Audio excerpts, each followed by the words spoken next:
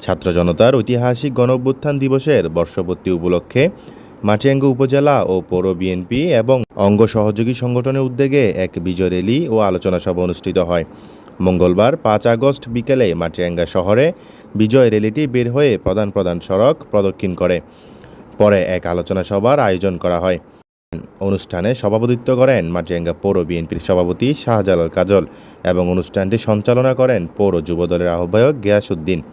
আলোচনা সভায় বিএনপির সিনিয়র নেতৃবৃন্দ ছাত্র ও জনতার গৌরবময় আন্দোলনের ইতিহাস তুলে ধরেন এবং গণতন্ত্র পুনঃপ্রতিষ্ঠার সংগ্রামে ঐক্যবদ্ধ থাকার আহ্বান জানান।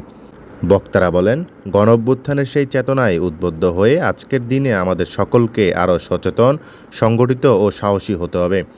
অনুষ্ঠানে উপজেলা ও পৌর বিএনপির নেতৃবৃন্দ ছাড়াও যুবদল, ছাত্রদল, স্বেচ্ছাসেবক দল সহ বিভিন্ন অঙ্গ সহযোগী সংগঠনের বিপুল সংখ্যক নেতাকর্মী উপস্থিত ছিলেন।